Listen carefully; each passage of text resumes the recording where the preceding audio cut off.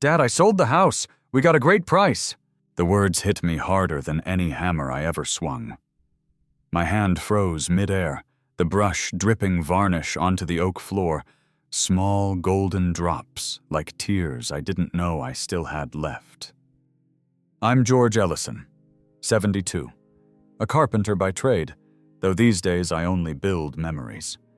Every morning I polish the same table my wife and I once ate breakfast on, facing the same river that carried her laughter away, Canyon Creek. Quiet, stubborn, and old, like me. Clara, my daughter, used to help me sand these boards when she was little. She'd hum off-key, impatient, covered in sawdust. Now her voice comes through a phone, bright and distant, telling me she sold the home her mother and I built with our bare hands. I stared out the window. The river shimmered under the autumn sun, pretending to be calm. The same way families pretend everything's fine, while something sacred breaks quietly inside them. How do you stay kind when the people you love the most are the ones who hurt you? How do you forgive betrayal wrapped in a smile? If you stay until the end, maybe my story will show you. It's not just about loss. It's about what remains when everything else is taken. There's something buried beneath that house, something Clara doesn't know exists. And maybe that's the part that makes this more than just another family drama. It's where truth starts to dig its way out. Before we move forward, please subscribe to the channel and share in the comments what time it is where you are right now. The river whispered outside as I tightened my grip on the phone.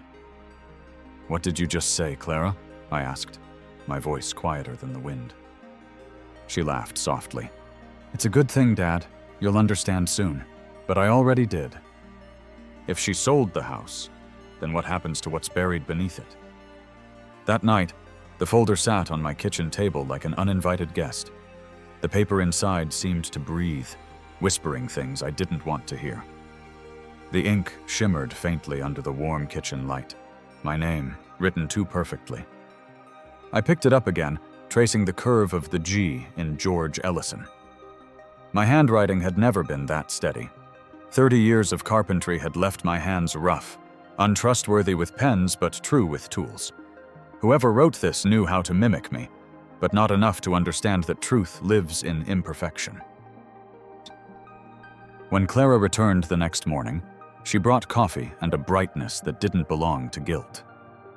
"Dad, you're overthinking it," she said softly, brushing imaginary dust off the counter. "We're just trying to take care of you. The house is old. You're not safe living alone by the river anymore." I smiled, the kind of smile you give when words fail to fit the ache. "You mean I'm not useful anymore?" I murmured. Her face changed for just a second, like a window catching shadow before the sun returns. "Don't say that. You've done enough, Dad. Let us handle things now." Handle things. Such an easy phrase, light as air. But I heard what it really meant. We're moving on, with or without you.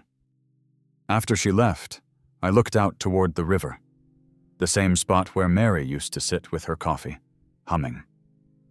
The water moved slow, steady, unaware of the deals and signatures that now decided its reflection. I tried to believe Clara's words. Maybe I really did sign something and forget. Maybe I was too tired, too old. But in my gut, I knew. Forgetfulness wasn't the thief here. It was something colder, dressed in affection, wrapped in family duty. That night, I couldn't sleep. I kept hearing Mary's voice, soft, stubborn. "This house will hold our story." But what if our story was being rewritten by people who no longer remembered its first page? I reached for my old toolbox, the one that still smelled faintly of sawdust and oil. Beneath it, in the corner of the pantry, was the trap door I'd built with my own hands. Few people knew about it. Fewer still knew what was buried below. If the house was truly sold, if my daughter had traded it for convenience, then someone else would soon be standing right above that secret. And that I couldn't allow. Was I losing my memory? I whispered to the dark. Or were they taking advantage of it? The river outside murmured back, as if reminding me, even calm waters can hide strong currents. The house didn't sound the same anymore. Every footstep echoed too loudly, as if the walls had learned to repeat my doubts back to me. The air was thinner too, stripped of the scent of cedar polish and coffee. Where Mary's laugh used to linger, there was only dust. I wandered from room to room, fingers grazing the faded wallpaper. The photographs that once told our story were gone. Only pale rectangles remained on the walls, ghosts of the moments that used to live there. My toolbox, the one I'd used to build this place board by board, was missing too. Someone had taken more than just wood and nails. They'd taken proof that I still belonged here. Lucy showed up just before noon, her hands tucked in her jacket pockets, eyes filled with worry. "George," she said gently, "are you sure you agreed to this?" Clara seemed rushed, like she didn't want anyone asking questions. I tried to smile, but the muscles wouldn't move right. "Rushed," I repeated, tasting the word.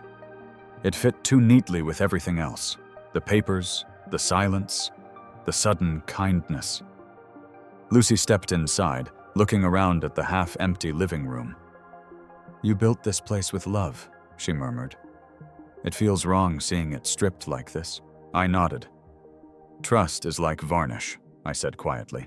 "One crack and the whole surface dulls." She looked at me for a long moment, then lowered her voice. "I probably shouldn't say this, but I saw Evan here 2 nights ago. He wasn't alone. Some man in a gray suit came with him. They went inside, lights on for maybe an hour, then gone before dawn."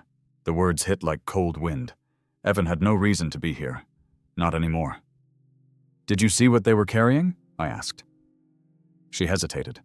"Something heavy, maybe boxes, maybe tools. I couldn't tell. Boxes, tools of the trap door."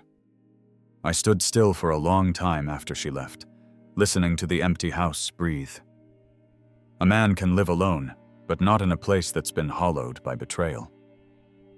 There's a different kind of silence when the people you love are the ones stealing from you. It hums in the walls, low and constant, like a warning you try not to hear. I went down to the basement. The air was damp, the smell of earth thick and old. The trap door looked untouched, but I'd built it well. Even the smallest movement would leave a trace. And there it was, a faint scrape along the edge. Someone had been here. I brushed the dust away with my sleeve and sat on the step, heart pounding slower than it should. What were they looking for? If not the house itself? Outside, the wind carried the last echo of my name, or maybe just the sound of everything I once trusted leaving me behind. The basement had always smelled like damp wood and old secrets. Funny, isn't it?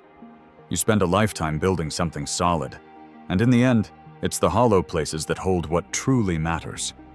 I brought down a flashlight, though I could have found my way blindfolded.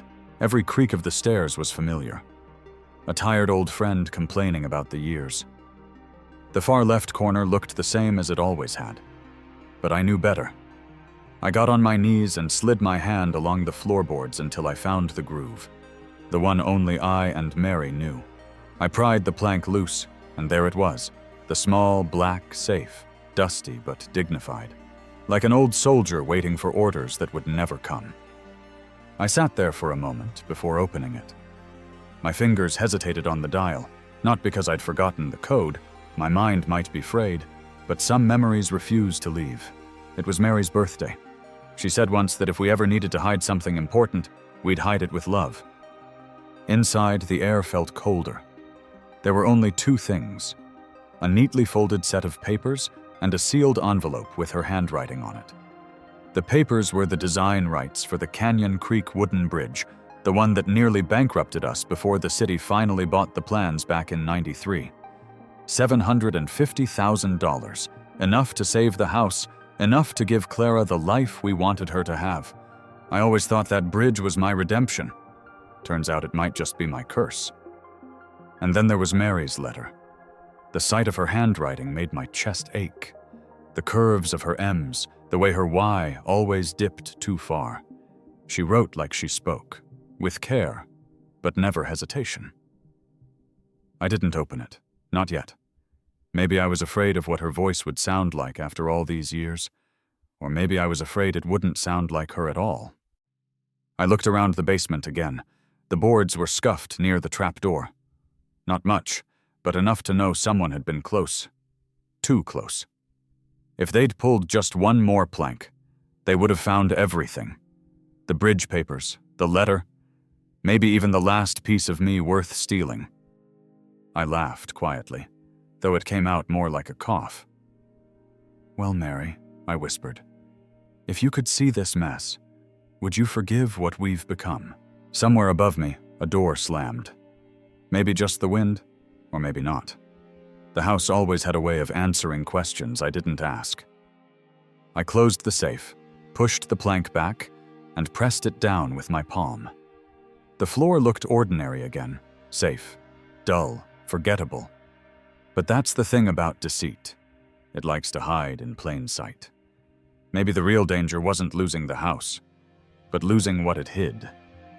The county office smelled like paper and coffee gone stale, a place where time itself seemed tired. I stood in line behind a man arguing about a fence permit, holding the folder that had kept me awake for 3 nights. The papers felt heavier than they should, as if guilt had weight. When it was my turn, I approached the counter where a woman with kind eyes and silver hair looked up from her screen. Her nameplate read, Janet Miller. "Could you check the notary stamp on this document?" I asked, handing over the sale contract. My voice trembled slightly. Not from fear, but from the realization that I already knew something was wrong. Janet squinted through her glasses, then frowned. "That's strange," she said. "This seal belongs to a private bank, not our department." I felt something inside me twist, like a wire pulled too tight. "Which bank?" She turned the page toward the light. "Crescent Financial. Evans Bank." The air thinned. I could hear my own pulse. The dots connected too easily, too cruelly. My own son-in-law had used his position to make it look real. He didn't just take the house. He took my name to do it. I stepped outside before I could say something foolish. The autumn air should have been cool, but my hands burned. I leaned against the rail, staring at the river in the distance, the same river that once sang under the bridge I built. I thought of Mary, of her belief that honesty was a kind of inheritance. I wondered what she'd think of what her family had become. When Clara came that evening, I asked her gently, "Did you know?" She froze, not in confusion, but in recognition. Her lips parted, then closed again. "Dad, I didn't think it would hurt you like this." That was all it took.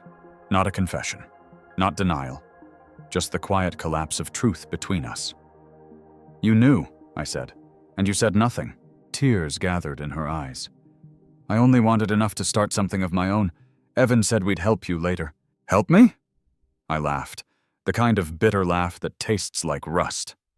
"By stealing what's left of my life?" She looked down, ashamed, and for a moment I saw the little girl who once ran barefoot through the backyard, chasing butterflies and promises I couldn't keep. I wanted to forgive her, but forgiveness has to be earned, not begged. When she left, the silence in the house felt heavier than her footsteps. I stared at the contract still spread across the table, the false signature shining under the lamp. Was her silence worse than his lies? I didn't know, but I did know this. The truth may wound, but betrayal buries.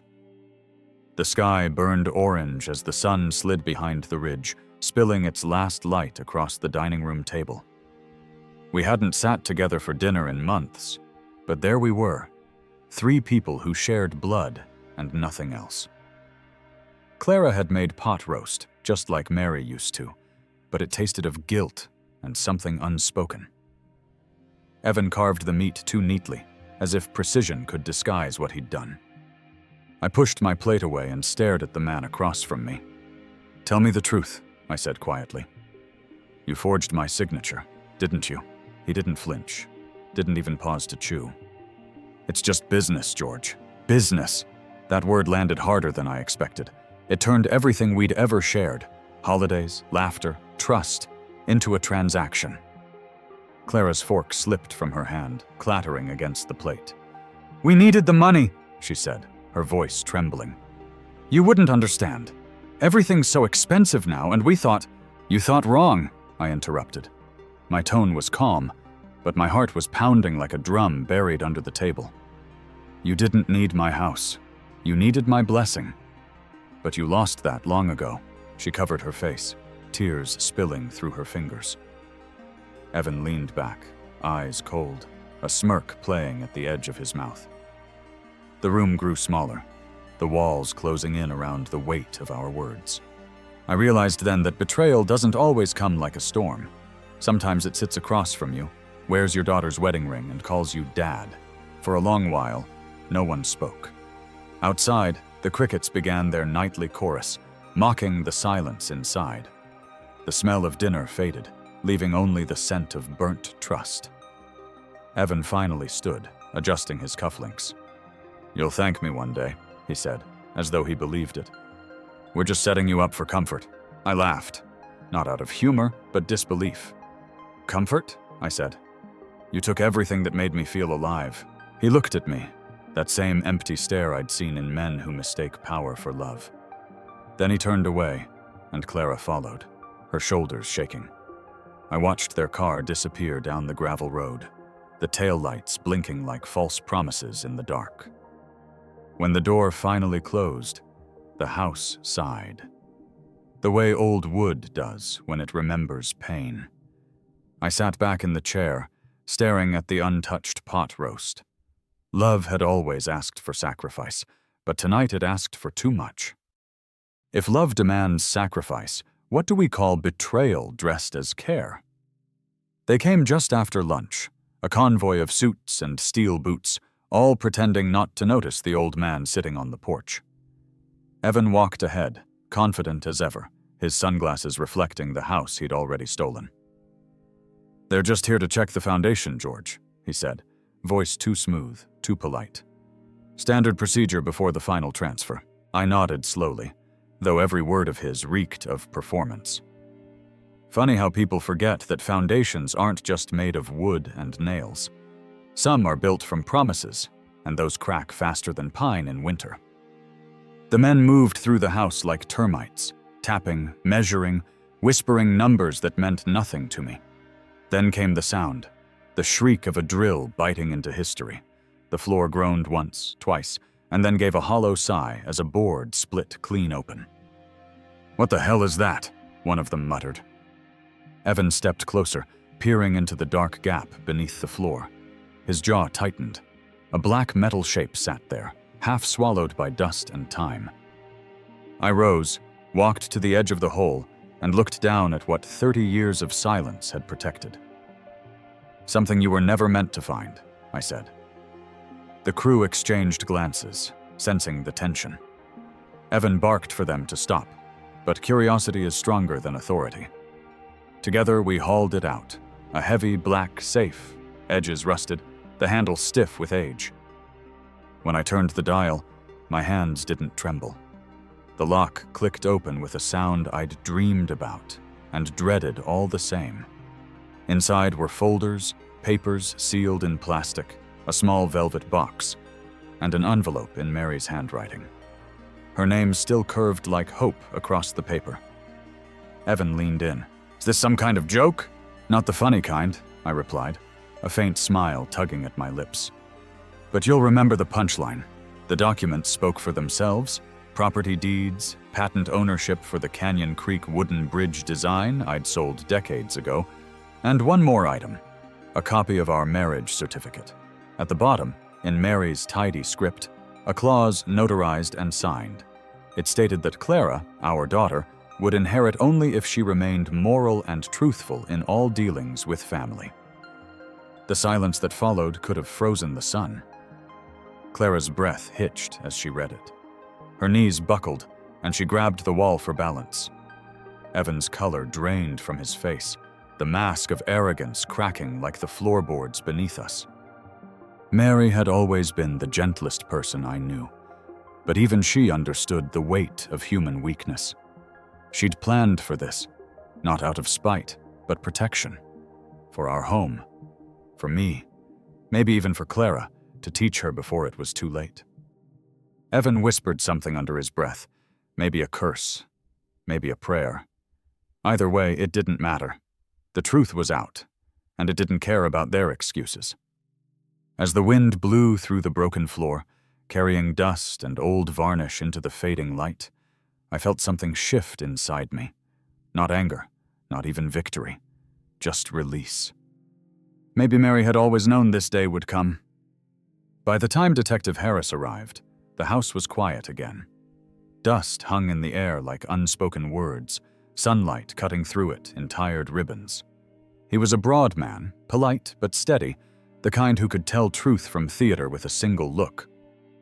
He asked a few questions, took photos of the forged documents, and listened while I told him what had happened. Not with bitterness, just clarity. He didn't interrupt, not even when I paused at Mary's name. When I handed him the papers, he nodded and said, "Mr. Walker, this isn't just a misunderstanding. It's fraud." Evan didn't resist when they put the cuffs on him. He just looked small for the first time. Smaller than the lies he'd built around himself. As they led him down the porch steps, I thought of all the evenings he'd stood there pretending to be family. The irony was almost poetic. Deceit always looks clever until it trips over its own shadow. Clara stayed behind, her eyes red, her voice barely above a whisper. "Dad, please, don't press charges. He made a mistake. We both did." I looked at her for a long time. The same eyes that once watched the stars from the back porch with Mary. The same eyes that had cried over scraped knees and teenage heartbreaks. But there was something different now. The kind of sorrow that doesn't fade overnight. "I'm not pressing charges," I said. "The weight of guilt is punishment enough." She covered her mouth, a sob breaking free. For a moment I almost reached out, but I didn't. Some distances need time before they can be crossed again. Detective Harris left soon after, the sound of his car fading into the canyon road. I walked through the house alone, touching the walls that had heard too much, and stayed silent anyway. The picture frames were empty, but the memories were louder than ever. Forgiveness isn't weakness. It's choosing peace over poison. Still, peace is a strange visitor. It knocks gently, but it never stays long.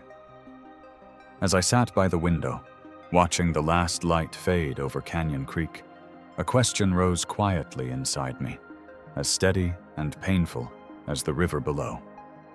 But could peace ever replace what they'd taken from me? A year slipped quietly by, as softly as sawdust settling on an old bench. The house by the river no longer echoed with arguments or the weight of regret. Its rooms had changed. The air smelled of cedar, varnish, and something gentler, something like forgiveness. Where deceit once lived, purpose took root. The place was now a workshop, a space for orphans, veterans, and anyone who needed to build something real with their hands. The sound of hammers and laughter filled the mornings. Sometimes, when the light hit just right, I could almost hear Mary humming in the background, as if approving of what the house had become.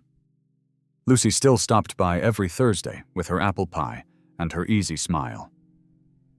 She never asked about Clara or Evan anymore. Some stories, she said, were better left to heal in silence. I understood. In a way, this little woodshop had become a sanctuary for broken souls. Each board we sanded, each table we built, was another quiet act of mending. One afternoon, a small boy named Henry pointed at the cracked floorboard where the old safe once hid. "What's the most valuable thing you've ever built, Mr. Ellison?" he asked. I paused, running my palm over the smooth wood. It was warm under my touch, alive with memory. I smiled. A heart that still believes in kindness. He grinned, not fully understanding, but nodding as if he did. Children have a way of knowing what matters, even when words fail. Later that day, as the sun poured golden light through the windows, I stood back and watched them work. These children, these men who'd seen too much war and too little mercy, They laughed, they argued, they helped one another. A family, not by blood, but by choice. Maybe that's what real family drama is about. Not the betrayals that break us, but the small redemptions that stitch us back together. I looked toward the river, calm and endless, and felt something shift quietly inside. Perhaps the real safe was never under the floor, but inside the soul. If you found this story meaningful, please subscribe to the channel, like it, and share it so others can find a little light too. Thank you for spending your time here. I wish you health, peace, and love for your family. And if your heart is ready, I invite you to watch the next story, one that begins where forgiveness leaves off.